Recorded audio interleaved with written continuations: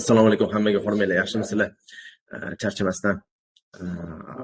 Biroz gapirmoqchi. Yo'q, hozir oxirida beraman. Nega gapirishga hozir bersam, naf qo'ymaydi. Xo'p.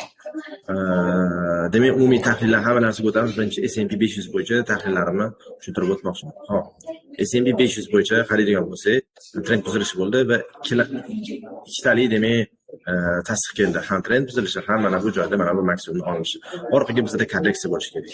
Va bizda korreksiya qancha bo'ladi? FIBO darajasi bo'yicha mana kuchli trend bo'lgani uchun taxminan mana 0.618 bor, 0.618 yillik kuchli bo'lsa 0.5gacha korreksiya berishi mumkin. Ya'ni bu yo'lgacha korreksiya berdi degani bu trend liniyadan yana pastga tushib ketdi degani emas, up trend saqlanib qoladi. Va bozor undan keyin demak yana davom etishi mumkin. Bugun juma kuni bo'lgani uchun va kecha juda keskin o'sgani uchun katta ehtimollik bilan demak qaytishda bo'lamiz. Kecha bir bilan gapirib tushuntirib o'tdim, ya'ni 3 ehtimolli bo'lishi mumkin-da. Men ko'rayotgan 4 ehtimolli bo'lishi mumkin. Ya'ni bozor keskin yana o'sishni davom ettirish yoki kamroq o'sish, yoki keskin tushib ketish yoki kamroq tushib ketish. Bizda keskin o'sib ketishni orttirishgan edi. Kamroq o'sish ham juda kam baholanadi. Katta ehtimol bilan biz o'ylayotgandikki, demak bozor korreksiya beradi. Buni global korreksiya emas, mana shu impulsni hech bo'lmaganda yarmigacha demak bozor tushib berish ehtimollari bor. Va ko'rib turganimizdek, bu narsa bo'ldi. Va bugun plusda turgan S&P ham qaytish boshladi. Bu faqatgina bizga plus. Nimaga? Chunki kecha biz ham aksiyalarni sotib olganmiz, Mikronni sotib oldim, baraka. Sandisk sotib oldim. Bugun ham polni yana bitta pozitsiya qolgan edi, 900 nechida sotdim? 920 da sotdim. Xursand bo'lasiz, chunki analiz ishlayotib hamma narsa bo'tdi va bozorda vaqtida kirib vaqtida chiqib ketishni bilamiz. Hop, bitta ushlab turgan hozir aksiyalarimiz haqida ma'lumot berib o'tib ketaman. Pulli time frame'da bugun PGN degan aksiyani qo'shib oldim. PGN degan aksiyalarni men o'zim o'quvchilarim bilishadi, offline o'quvchilarim, short strategiyasi bo'yicha olganman. Xudo xohlasa hozir foydada davomini ko'ramiz. Ertaga, ya'ni bugun yaxshi bo'lsa, dushanba kuni yaxshi bo'lsa, stop loss bilan turamiz. Pastga tushadigan bo'lsa chiqib turamiz. Figma, buni polni trading floor deganlar bilishadi. Kirgan sabablarimni, bitta o'zi texnik sababdan ko'rishingiz mumkin, ikkinchi sabablarni men ochiqlab aytib o'tganman. Bu software sohasi, software degani programmistika sohasi, hammasi yaxshi yuryapti. Asanni men sotganim yetmagan edim. Men bu pozitsiyamni 847 da men sotgan edim, lekin nimaga yetmadim? Chunki buni yana o'sish ehtimolligi bor va agar kimdirlar sotmasdan ushlab turishgan bo'lsa, ushlab turibinglar buni hali demak katta o'sish potensiali bor. Prosta men oyna oxiri joy turish kerak, o'shaning uchun bu pozitsiyamni sotdim. Hop, Tesla egaladigan bo'lsak, Teslada ham demak pozitsiya saqlanib qoldi. Taxminan o'rtacha narx 307 dan bugun sal tushib bo'ldi. Bu normal holat. Mana ikkinchi ssenariy bo'lishi mumkin. Mana bunda oxirgi qaytadi, lowni oladi mana bu narxni va lekin arisaydi va divergensiya bo'ladi. Undan keyin uchlarni ko'rishimiz mumkin. Ya'ni hali mana bu narx minimum degani emas. Birinchi qilib, balki kundan oxirigacha o'sib ketadi biron bir xabar chiqib. Kuzatishimiz kerak. Apple qachon qo'shib oldi? Bunda ko'rgan odam, voy Abdulloh katta zarar qildi, 8% tushdi deyish mumkin. Yo'q. Apple man bugun bozor ochilganida, demak 301 dan qo'shib oldim. Minimallik $300 32 sentgacha tushdi. $301 bitta shotda biz agar olgan bo'lsak zo'r bo'lardi. Bitta shotimizda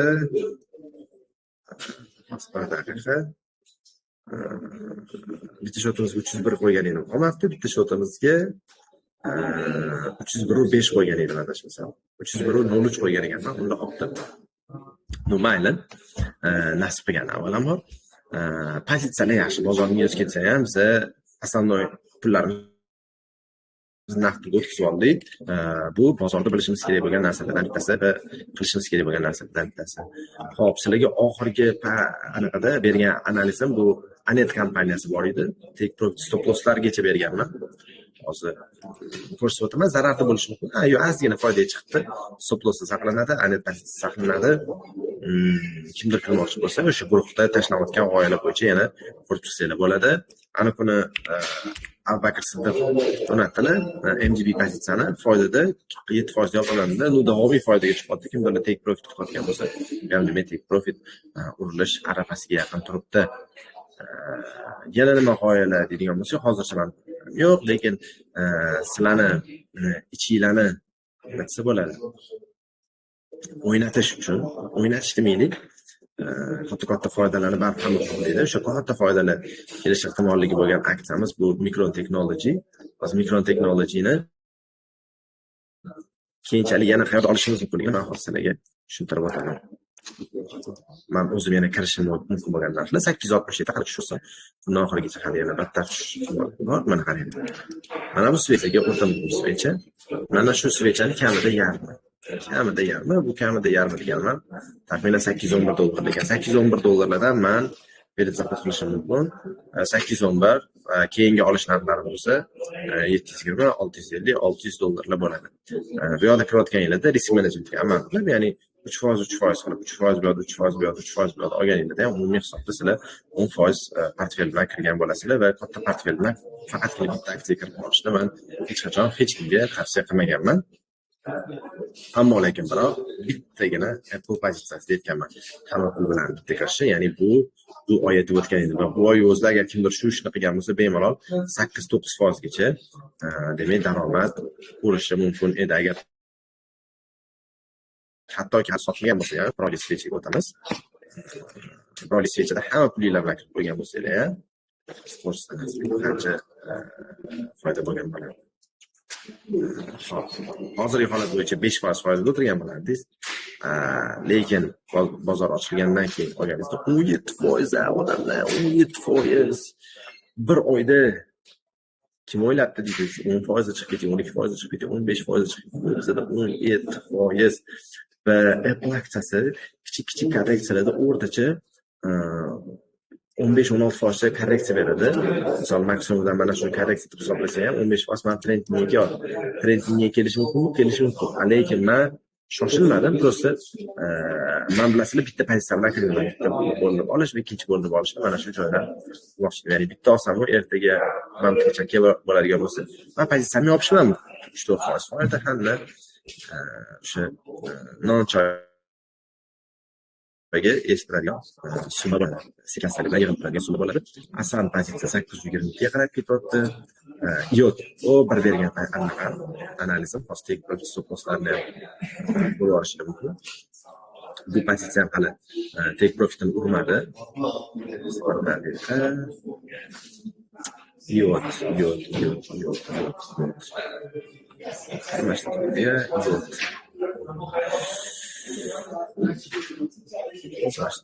Hemen o'zdan amal nasib shu bo'ldi.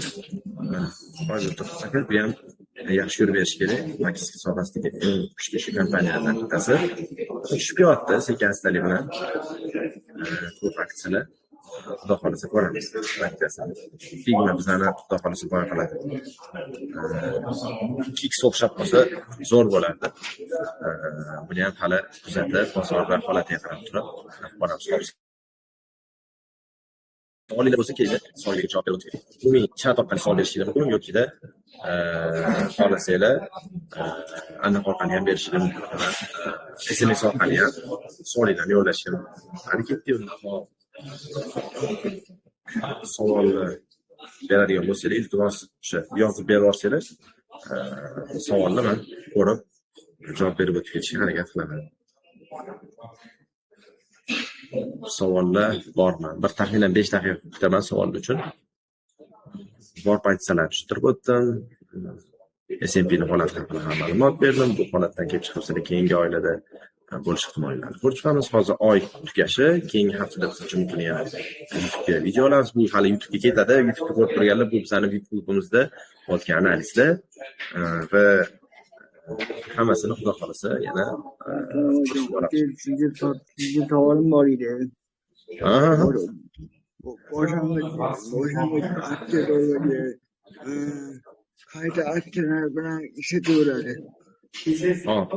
Agar aksiyada yangi bo'ladigan bo'lsangiz, siz nima qilishingiz kerak? Filmingizga kirasiz, Filmingiz platformasiga kirasiz. Mana bu yerda screener degan joy bor. Screenerga kirasiz. Market cap degan joyni mega qilasiz. Ya'ni siz $200 milliard dan katta bo'lgan, kapitalizatsiyasi katta bo'lgan aksiyalar bilan ishlang. Misol Apple bilan ishlang. Mana hozir kapitalizatsiyasini to'g'rilab beraman.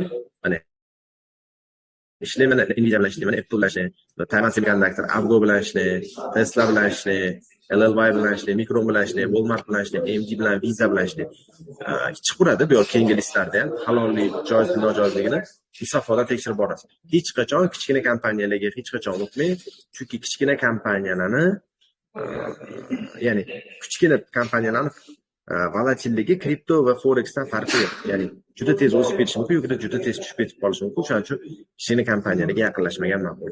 Aytishingiz mumkin, mana aka o'zingiz ham savdo qilasiz kichkina kompaniya bilan deb, Figma kichkina kompaniya emas, birinchidan, Apgen bo'lsa strategiya bo'yicha keldi. Agar siz faqatgina klassik savdolar bilan qilmoqchi bo'ladigan bo'lsangiz, kichkina kompaniyalarga kirmaganingiz ma'qul. Lekin aniq strategiyangiz bo'lsa, sizga o'xshab turib, mana misol uchun short squeeze strategiyasi bo'yicha kelgan, bunaqa strategiyalar bo'ladigan bo'lsa, biz kompaniya tanlab o'tirmaymiz. Lekin aniq faqat klassikalar bilan ishlaydigan bo'lsak, unda bizga faqatgina katta kompaniyalar kerak bo'ladi. Bu qarang. Boshlanishida $10 kirgan bo'ladimi yo ko'tarmasmi?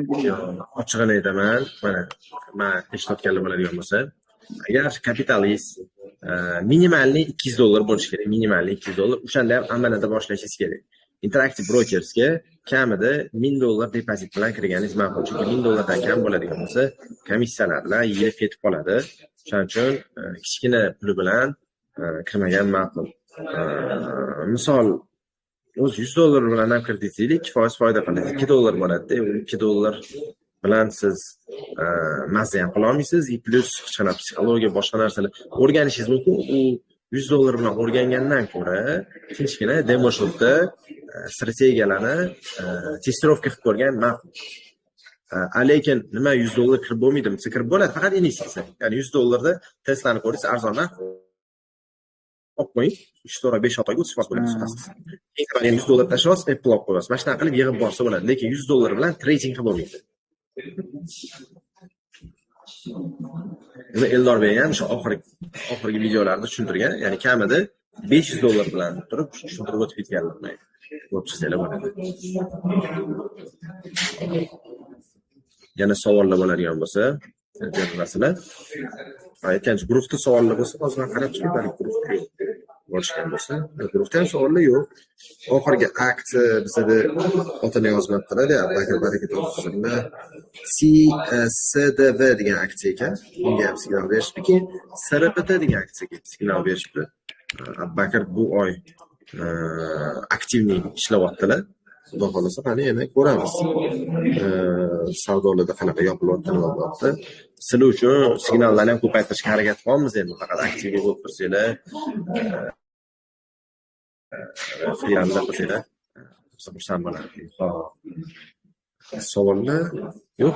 Yana bir daqiqa kutaman, savollar bo'lmasa, efirni demak yakunlashimiz kerak bo'ladi. Bizda fokus mana shunday, xudo xolasa yana ikkitasiga yaxshi nuqtadan kirib, yaxshigina bir savdolarni qilib ketamiz. Nvidia'ni olib qo'ysangiz bo'ladi, примерно misol uchun yana $100 tashlaganingizda. Nvidia mana kuni juda zo'r narxga tushgan edi. Regularni anaqa ishlataman, chat ishlataman, logarifmik emas. Regularni trendingiga kelgan edi. Mabodo kimdir tasdiq olib, bemalol keyin kiraman desa, mana bu trendingidan keyin kirgani ma'qul. Lekin kurs yig'ib yurib keyin sotaman desa, mana shu narxlar ham asrorga misol 196 dan yaxshi narx. Son muddatga. Kimda savol bor ekan?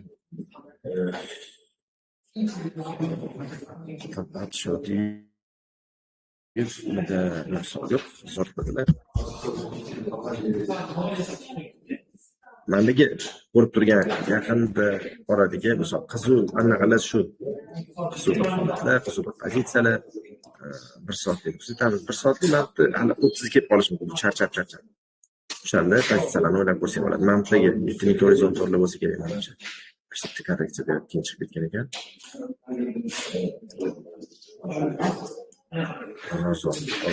Bozor qoidalari bo'yicha ishlayapti. Keskin o'sishdan keyin demak bitta nafas olib korreksiya va keyingi yana o'sishdagi xudo xolasa tayinlab olib keyin o'sishlarni boramiz degan o'ydamiz.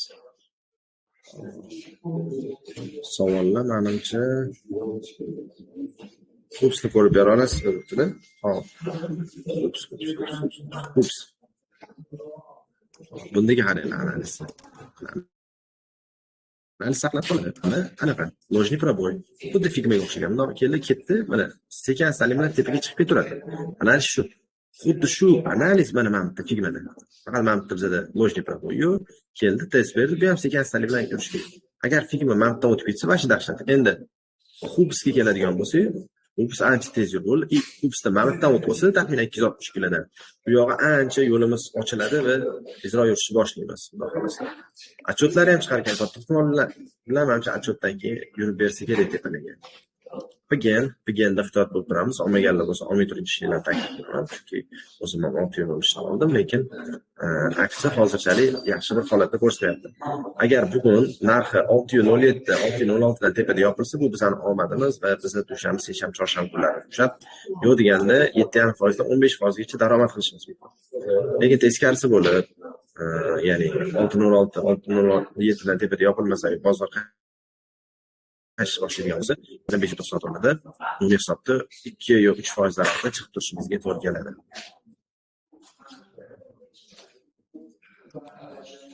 Zo'r ketadi. Figma yaxshi. O'zi umumiy qaraydigan bo'lsak, software sohasi yana bugun o'sishni boshdan kechiryapti. IGB mana. Yana savollar bo'lsa, Apple baribir kuchi yetmayapti. Yana qaytmoqda. Mana 4 soatlik RSI darajalari tushib ketgan. 21 lik qolgan. Baribir kichik bir korreksiya bo'ladi. Mana bu gapni biz qoplaymiz. Faqat aniq emas. 10 kun, 20 kun, 1 oy, 2 oy, 1 yil, 2 yil, 3 yil. Lekin mana bu qoplanadi. Qancha shu gapdan uzoqlashib bu degani mana shu gapgacha sizni take profitingiz o'zgardi. Misol uchun mana bitta oldingizmi? Rasmiy mana buncha tushdi. Sizni misol 1 yil, 2 yil, 3 yil yurgan 14% bor. Mamlakatga tushib ketdim, bu yoqdan buyoqqa.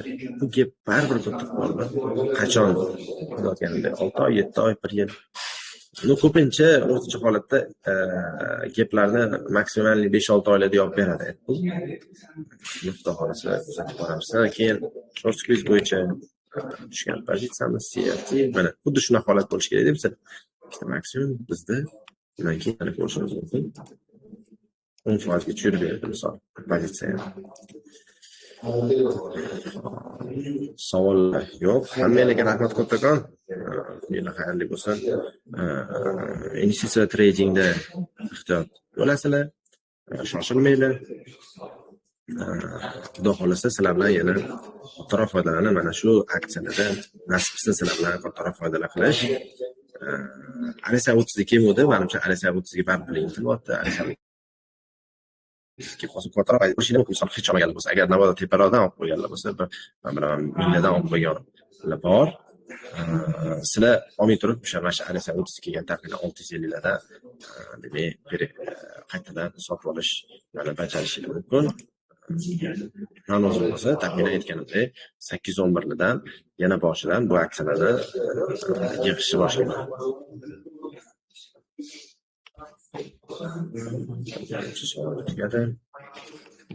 Aplikatsiya bor ekan. YouTube'da ko'rayotganlarga nima deymiz? Kommentariyada fikrlar bildiringlar. Va savol yo'llab qolinglar. Savollarga ham demak, keyingi jonli efirlarimizda javob berib o'tishga harakat qilamiz.